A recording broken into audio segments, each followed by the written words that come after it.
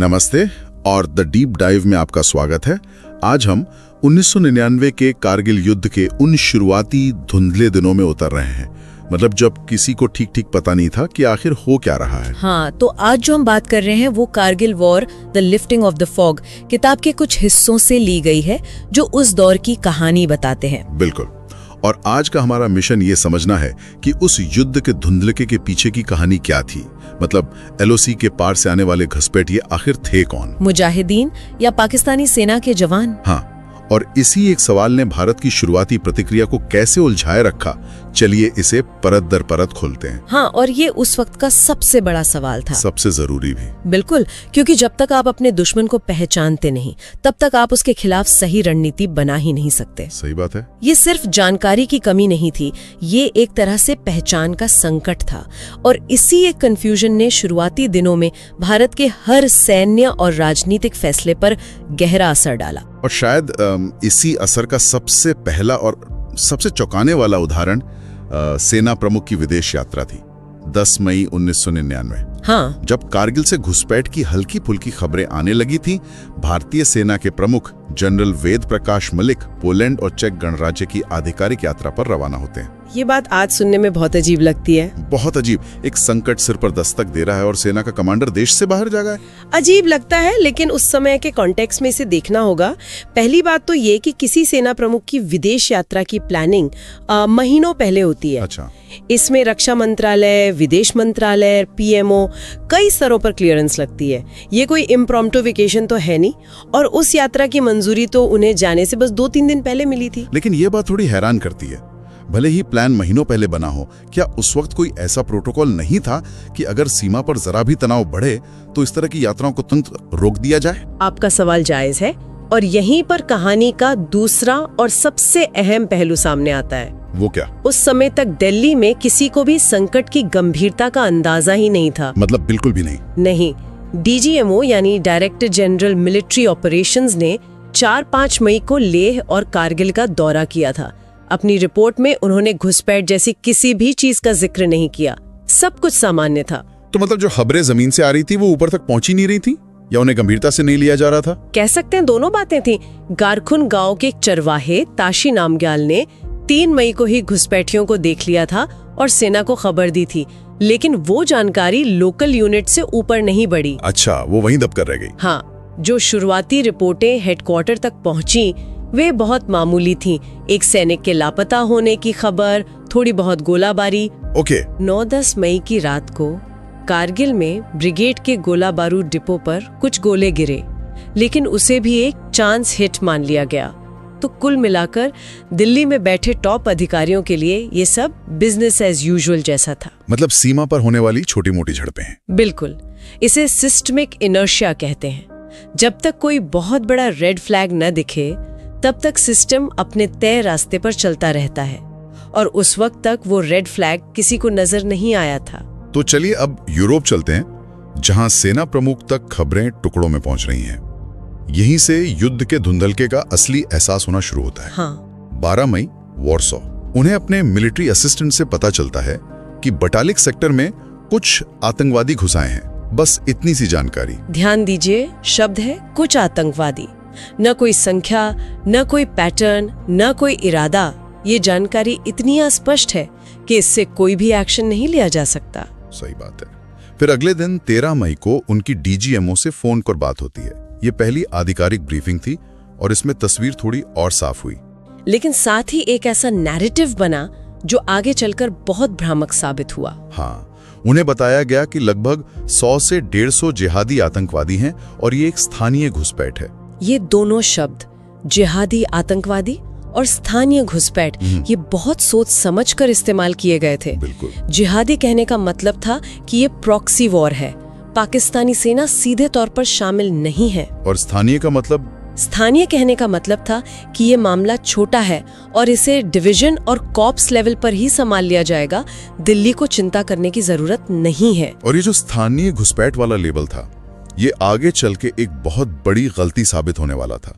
शायद इसी सोच का नतीजा था रक्षा मंत्री जॉर्ज फर्नांडिस का वो बयान जो उन्होंने 14 मई को दिया था। हाँ, उन्होंने कहा था कि घुसपैठियों को अगले 48 घंटों में बाहर खदेड़ दिया जाएगा। हाँ, वो बयान उस समय के फॉल्स कॉन्फिडेंस को दिखाता है। सबको लग रहा था कि ये कश्मीर में होने वाली सामान्य घुसपैठ जैसी ही घटना है, जिसे सेना की 1-2 यूनिट्स आसानी से काबू कर लेंगे। किसी को अंदाजा नहीं था कि ये पहाड़ों की चोटियों पर कब्जा करके बैठे दुश्मन से लड़ने की बात है। जमीनी हकीकत और दिल्ली की सोच में जमीन आसमान का फर्क था। लेकिन ये तस्वीर बहुत तेजी से बदलने वाली थी। बिल्कुल। 15 मई को जब सेना प्रमुख प्राग में थे, उन्हें पाकिस्तानी मीडिया से खबर मिलती है कि मुजाहिदीन ने कश्मीर में भारतीय इलाकों पर कब्जा कर लिया है। कब्जा ये शब्द पहली बार इस्तेमाल हुआ था। और उसी शाम डीजीएमओ का अपडेट इस खबर को और पुख्ता कर देता है। अब वो बताते हैं कि घुसपैठियों की संख्या 250-300 के करीब पहुंच गई है। 150 से सीधे 300? हाँ, काकसर सेक्टर में कैप्टन सौरभ कालिया की पेट्रोलिंग पार्टी लापता है और अब एक बड़ा सैन्य कदम उठाया गया है। क्या?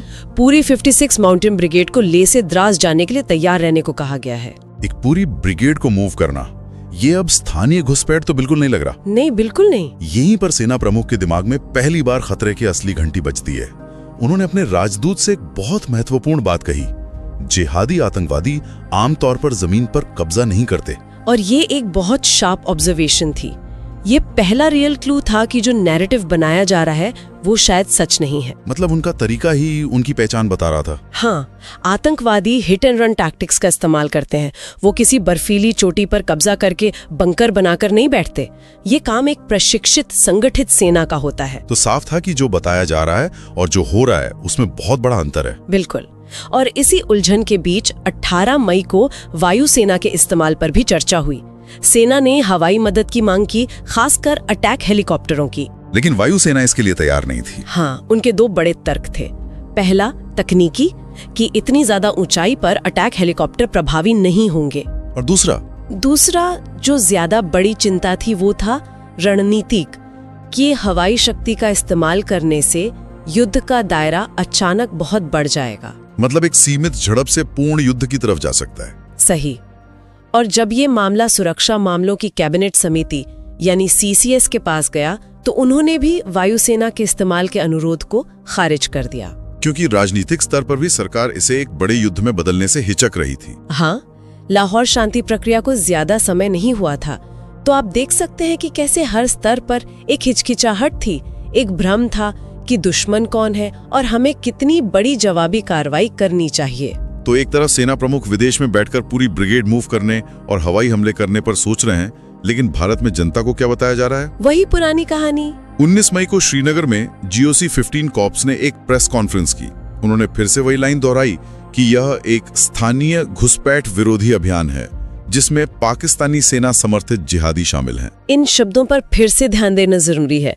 स्थानीय और पाकिस्तानी सेना समर्थित, ये एक तरह की डिप्लोमेटिक भाषा है। मतलब आप मान रहे हैं कि पाकिस्तान मदद कर रहा है, लेकिन आप सीधे तौर पर पाकिस्तानी सेना पर हमला करने का आरोप नहीं लगा रहे। इसका मकसद शायद यही था कि स्थिति को और बिगड़ने से रोका जाए। लेकिन इसमें एक साफ विरोधाभास है ना? बिल्कुल है। अगर ये स्थानीय मामला है तो इसके लिए पूरी ब्रिगेड क्यों भेजी जा रही है? और अगर ये इतना छोटा है तो प्रेस कॉन्फ्रेंस में ये क्यों कहा जा रहा है कि इसमें समय लगेगा? ये बातें आपस में मिल नहीं खाती। बिल्कुल, और यही युद्ध का धुंधलका है।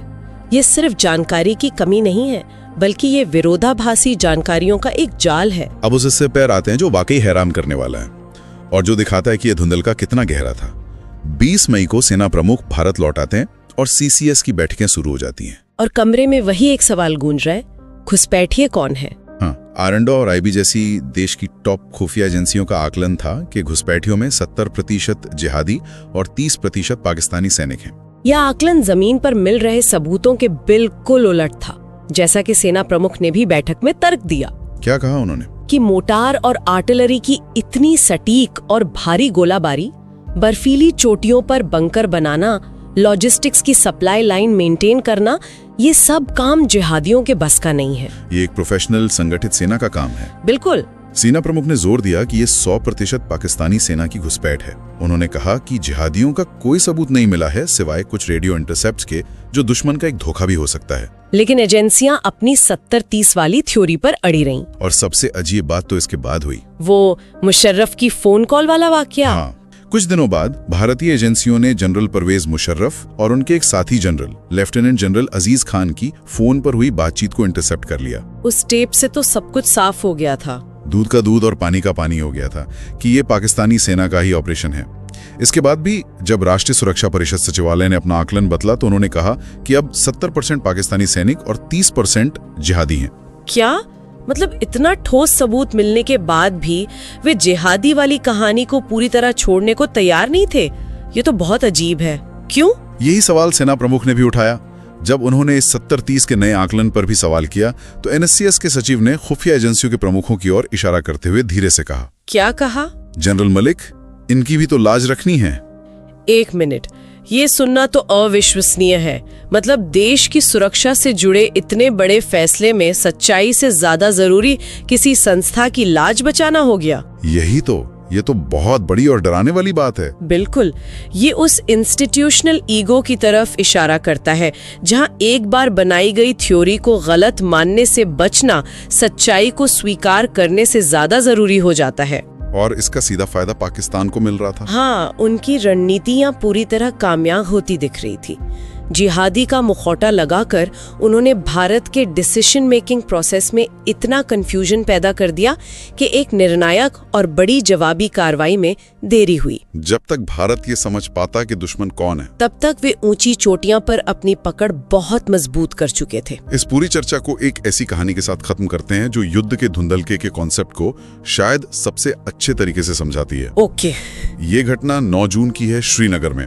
सेना प्रमुख के एक सहायक अधिकारी, एक कर्नल, देर रात उनके कमरे में आए। वो बहुत परेशान लग रहे थे। और उनकी परेशानी की वजह क्या थी? वजह थी ऑपरेशंस रूम में लगे नक्शे पर लाल पिने। उन पिनों से दुश्मन की लोकेशन को मार्क किया गया था। ठीक है। कर्नल ने सेना प्रमुख से कहा, सर, पिछली बार जब हम यहाँ आए थे तो मैंने नक्शे पर दुश्मन की लोकेशन दिखाने वाली लाल पिनों को गिना था। वे 36 थी, आज वे 48 हो गई हैं। अच्छा। इसका मतलब है कि हालात बिगड़ रहे हैं और हमसे कुछ छिपाया जा रहा है। उन्हें लगा कि दुश्मन और ज्यादा इलाकों में फैल गया है। एक जूनियर अधिकारी के लिए ये सोचना बहुत स्वाभाविक था। ज्यादा लाल पिने मतलब ज्यादा दुश्मन, ज्यादा खतरा। सही, लेकिन इस पर सेना प्रमुख ने उन्हें जो समझाया वो इस पूरे एपिसोड का सार है। क्या कहा उन्होंने? उन्होंने कहा, ज्यादा लाल पिनों का मतलब ये नहीं है कि हालात बिगड़ रहे हैं। इसका मतलब है कि अब धुंध छंट रही है। वाह। पिछली बार हमें पता ही नहीं था कि दुश्मन कहां-कहां छिपा है।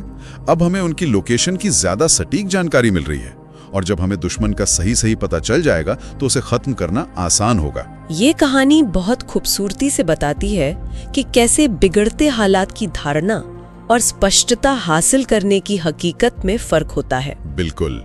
वो कर्नल जिसे बुरी खबर समझ रहे थे, वो असल में अच्छी खबर थी। युद्ध में सबसे खतरनाक चीज अनिश्चितता होती है। सही बात है। अनिश्चितता से बेहतर बुरी खबर होती है, क्योंकि खबर चाहे कितनी भी बुरी हो, कम से कम आप उसके आधार पर कोई योजना तो बना सकते हैं। तो दुश्मन की सही लोकेशन का पता लगाना ही जंग जीतने की तरफ पहला और सबसे जरूरी कदम था। हाँ, उस एक जवाब ने फॉग ऑफ वॉर जैसे बड़े सैन्य कॉन्सेप्ट को नक्शे पर लगी लाल पिनों के जरिए बहुत सरल बना दिया। तो ये थी कहानी उस शुरुआती भ्रम की। एक स्थानीय आतंकी घुसपैठ से शुरू होकर पाकिस्तानी सेना द्वारा पूरी तरह से किए गए हमले की हकीकत सामने आने तक का सफर। इससे एक बात साफ होती है। क्या? कारगिल में बर्फीले पहाड़ों पर लड़ी गई लड़ाई जितनी मुश्किल थी, उतनी ही मुश्किल लड़ाई दिल्ली के बंद कमरों में उस भ्रम और अनिश्चितता के खिलाफ भी लड़ी जा रही थी। और ये आज के लिए एक बहुत जरूरी सवाल खड़ा करता है। हाँ, इस पूरी घटना से पता चलता है कि कैसे काले सलवार कमीज जैसे कपड़ों और झूठे रेडियो संदेशों जैसी सीधी सादी चीजों ने इतना बड़ा भ्रम पैदा कर दिया। बिल्कुल। जरा सोचिए, आज के दौर में जब डिसइंफॉर्मेशन, डीप फेक और हाइब्रिड वॉरफेयर कहीं ज्यादा एडवांस्ड है, तो कोई भी देश कैसे ये फर्क करेगा कि हमला एक प्रॉक्सी गुट कर रहा है या ये किसी देश की सीधी आक्रामक कार्रवाई है? ये एक बहुत बड़ा सवाल है। बहुत देर हो जाने से पहले अपनी ही बनाई हुई धारणाओं को चुनौती देने के लिए क्या सिस्टम होना चाहिए?